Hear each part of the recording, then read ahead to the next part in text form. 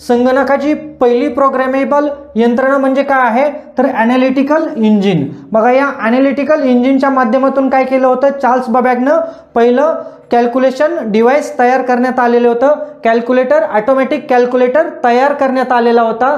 म्हणून संगणकाची पहिली प्रोग्रामेबल यंत्रणा जी आहे ती ॲनालिटिकल इंजिन आहे।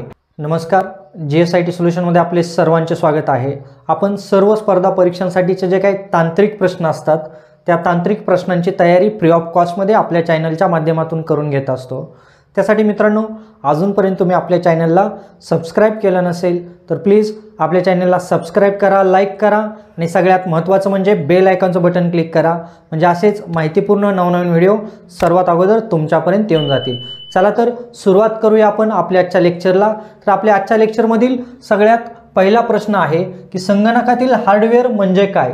आता आपल्याला इथं पाहायचं आहे की हार्डवेअर कशाला म्हणायचं किंवा संगणकातील हार्डवेअर काय असतं।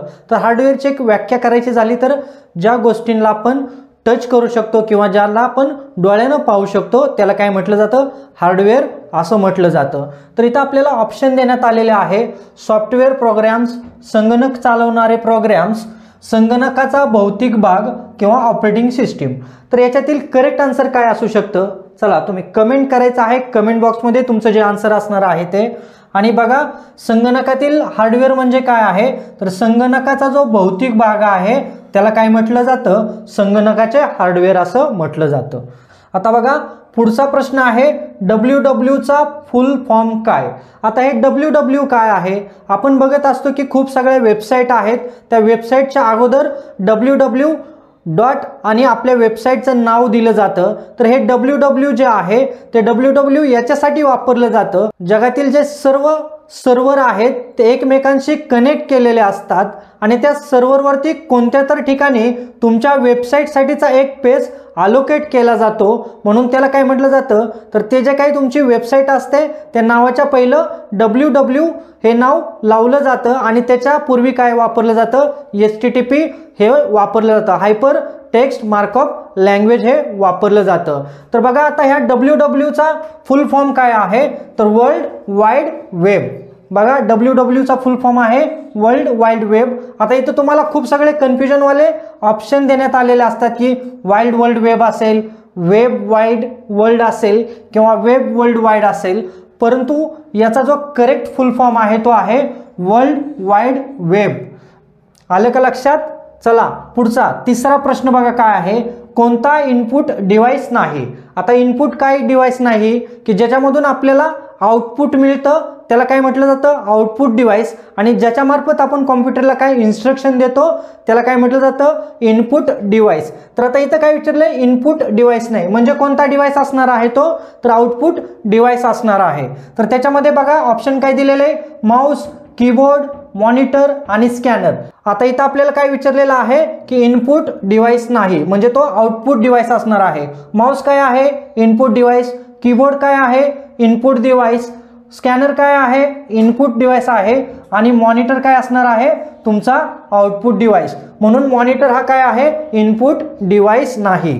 चला पुढचा प्रश्न बघा काय आहे, संगणकाची पहिली प्रोग्रामेबल यंत्रणा कोणती। आता बघा इथं काय विचारलंय तुम्हाला, संगणकाची पहिली प्रोग्रामेबल यंत्रणा कोणती। तर प्रोग्रामेबल यंत्रणा कोणत्या आहे बघा याच्यामध्ये, इनॅक, ॲनालिटिकल इंजिन, इनवॅक किंवा इडवॅक। तर याच्यातील संगणकाची पहिली प्रोग्रामेबल यंत्रणा म्हणजे काय आहे तर ॲनालिटिकल इंजिन। बघा या ॲनालिटिकल इंजिनच्या माध्यमातून काय केलं होतं, चार्ल्स बबॅगनं पहिलं कॅल्क्युलेशन डिव्हाइस तयार करण्यात आलेलं होतं, कॅल्क्युलेटर ऑटोमॅटिक कॅल्क्युलेटर तयार करण्यात आलेला होता, म्हणून संगणकाची पहिली प्रोग्रामेबल यंत्रणा जी आहे ती ॲनालिटिकल इंजिन आहे। आलं का लक्षात। आता पाचवा प्रश्न नीट लक्ष देऊन बघायचं आहे, मी जे एक्सप्लेन करतो आहे त्याच्यावरती तुमचं लक्ष फोकस असलं पाहिजे। बघा पाचवा प्रश्न काय आहे, पहिला इलेक्ट्रॉनिक संगणक कोणता आहे। आता इथं आपल्याला काय विचारलेलं आहे, इलेक्ट्रॉनिक संगणक, इथं आपल्याला प्रोग्रामेबल यंत्रणा विचारलेली होती। तर इलेक्ट्रॉनिक संगणक म्हणजे काय, तर इथं बघा ऑप्शन जो दिलेला आहे त्याच्यामध्ये खूप सगळे कन्फ्युजन वाले ऑप्शन देण्यात आलेला आहे, परंतु याचा करेक्ट आन्सर आहे ENAC।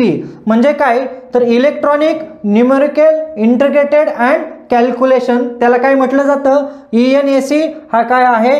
पहिला इलेक्ट्रॉनिक संगणक आहे. आलं का लक्षात? हे नाव नीट लक्षात ठेवायचं आहे. ENAC electronic numerical integrated and calculation म्हणजेच काय? संगणक आहे इलेक्ट्रॉनिकचा पहिला. आता 6वा प्रश्न काय आहे? USB पूर्ण फॉर्म काय आहे?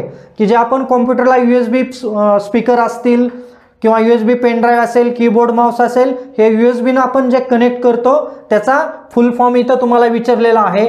युनिव्हर्सल सर्व्हिस बस, युनिव्हर्सल सिरियल बस, युनिव्हर्सल स्टँडर्ड बस आणि युनिव्हर्सल सिस्टीम बस. आता याच्यातील करेक्ट आन्सर काय आहे? USB युनिव्हर्सल सिरियल बस हे काय आहे? USB फुल फॉर्म आहे किंवा पूर्ण फॉर्म आहे. चला 7वा प्रश्न काय आहे बघा? कोणत्या डिव्हाइसचा उपयोग प्रिंटआउटसाठी होतो? अतिशय सोपा प्रश्न आहे की कोणत्या डिव्हाइसचा उपयोग प्रिंटआउटसाठी होतो? आणि बरोबर आहे मित्रांनो, तुम्ही आन्सर बरोबर दिलेला आहे. जो प्रिंटर आहे त्या प्रिंटरचा उपयोग कशासाठी होत असतो? प्रिंटरचा जो उपयोग आहे तो प्रिंटआउटसाठी होत असतो. मॉनिटर काय स्क्रीनवरती दिसतो, प्रोजेक्टर स्क्रीनवरती दिसतो आणि स्पीकरनं आपल्याला ऐका येत असतं, परंतु प्रिंटआउटसाठी आपण प्रिंटर वापरत असतो. 8वा प्रश्न बघा काय आहे? संगणकाचे जनरेशन कोणत्या घटकावरती आधारित आहे? आपण फर्स्ट जनरेशन, सेकंड जनरेशन म्हणतो, प्रोसेसरचं पण जनरेशन असतं किंवा ऑपरेटिंग सिस्टीमचं सुद्धा जनरेशन असतं, परंतु इथं आपल्याला कशाचं विचारलंय? संगणकाचं जनरेशन विचारलंय. कॉम्प्युटरचं जनरेशन कशावर आधारित असतं? प्रोसेसरचा प्रकार, तंत्रज्ञानाचा प्रकार, ऑपरेटिंग सिस्टीम आणि भाषा. आता इथं आपल्याला संगणकाचं जनरेशन विचारल्यामुळं तंत्रज्ञानाचा जो प्रकार आहे त्याच्यावरती काय असतं की संगणकाचं जनरेशन डिपेंड असतं किंवा त्याच्यावरती अवलंबून असतं. 9वा प्रश्न काय बघा? संगणकाच्या 3ऱ्या पिढीमध्ये कोणता घटक वापरण्यात आलेला होता? संगणकाचे जे जनरेशन आहे first, second, third, fourth, fifth, त्याच्यामध्ये जे 3रं जनरेशन आहे त्या 3ऱ्या जनरेशनमध्ये कोणता घटक वापरण्यात आलेला होता असं विचारलेलं आहे. व्हॅक्यूम ट्यूब्स देण्यात आलेले आहे, ट्रान्झिस्टर, IC आणि मायक्रो प्रोसेसर. बघा 3रं जे जनरेशन आहे ते अतिशय इंटिग्रेटेड होतं, अतिशय स्मॉल करण्यात आलेलं होतं. त्याच्यासाठी काय वापरण्यात आलेलं होतं? तर IC हा जो आहे तो 3ऱ्या जनरेशनमध्ये संगणकाच्या वापरण्यात आलेला होता.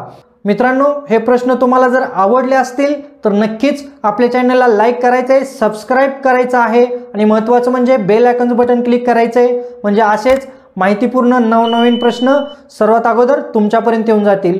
भेटूया अशाच नव्या माहितीबरोबर. जय हिंद, जय महाराष्ट्र.